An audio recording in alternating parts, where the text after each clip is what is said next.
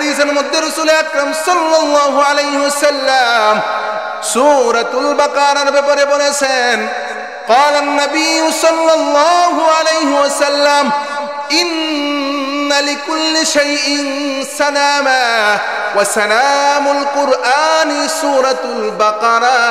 আল্লাহর নবী বলেন প্রত্যেকটা জিনিসের একটা উঁচু জায়গা আছে, আর কোরআনের উঁচু জায়গা হচ্ছে সূরাতুল বাকারা। সুবহানাল্লাহ। কোরআনের সবচেয়ে উঁচু জায়গা কোন সূরা? সূরাতুল বাকারা। মেরে মুহতারাম হাজরিন, আল্লাহর নবী বলেন, ও দুনিয়ার উম্মতের দল, সূরাতুল বাকারার মধ্যে এমন একটা আয়াত আছে, যেই আয়াতটা কোরআনের মধ্যে যতগুলো আয়াত আছে সকল আয়াতের মধ্যে সর্বশ্রেষ্ঠ আয়াত। এমন একটা আয়াত কোন সূরাতে আছে? সূরাতুল বাকারাতে। ওয়া ফিহা আয়াতুন হিয়া সাইয়্যিদাতু আয়াতিল কুরআন। এমন একটা আয়াত সূরাতুল বাকারায় আছে, যেই আয়াতটা কোরআনের সমস্ত আয়াতের মধ্যে শ্রেষ্ঠ আয়াত। সুবহানাল্লাহ। কি আয়াত? শ্রেষ্ঠ আয়াত। কোরআনের মধ্যে যতগুলো আয়াত আছে, মনে রাখবেন সবসময়, যতগুলো আয়াত আছে সমস্ত আয়াতের মধ্যে শ্রেষ্ঠ আয়াত হচ্ছে এই সূরাতুল বাকারার এই আয়াত। কোন আয়াত?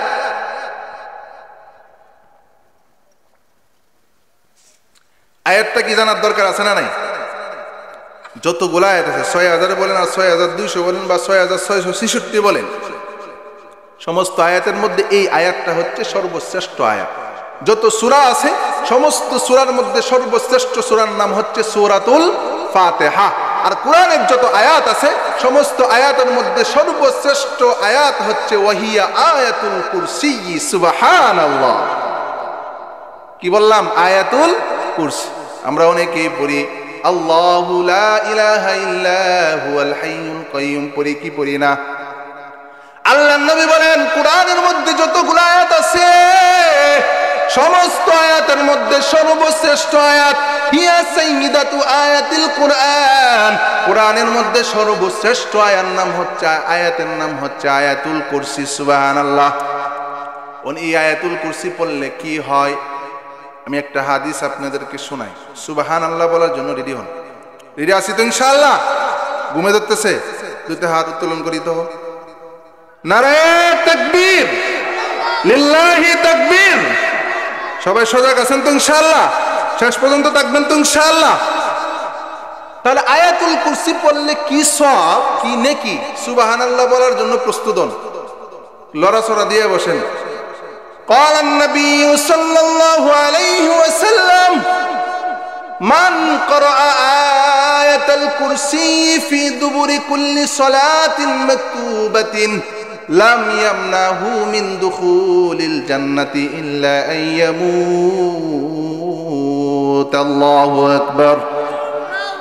আল্লাহ নবী বলে, ওরে উম্মতের দল, যেই মানুষটা মান করা আয়াতুল কুরসি ফি দুবুরি কুল্লি সালাতিন মাকতুবাতিন, যেই মানুষটা ৫ ওয়াক্ত ফরজ নামাজের পর আয়াতুল কুরসি পড়বে, কয়েক ওয়াক্ত নামাজের পরে, জোরে বলেন, ৫ ওয়াক্ত ফরজ নামাজের পরে যেই বান্দা বান্দি আয়াতুল কুরসি পড়বে, আল্লাহর নবী বলেন ওই মানুষটা মরবে সোজা আল্লাহর জান্নাতে চলে যাবে।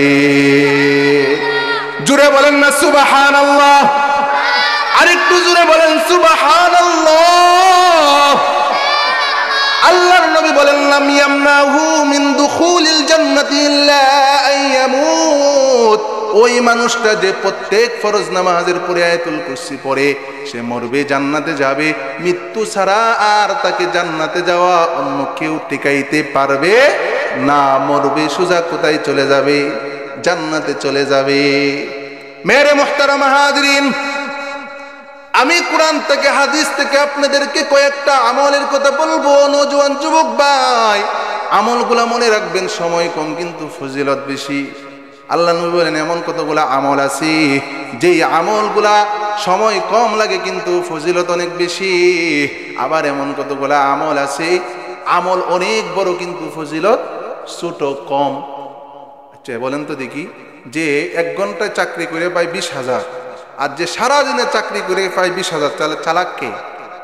যে 1 ঘন্টায় চাকরি করে 20,000 কামায়। তাহলে আমি সময় দিব মাত্র 5 মিনিট। রসুল বলেন সময় দিবা 5 মিনিট, তোমার 50 বছরের গুনাহ আল্লাহ মাফ করে দিবে। সুবহানাল্লাহ। তাহলে এমন আমল জানার দরকার আছে না নাই?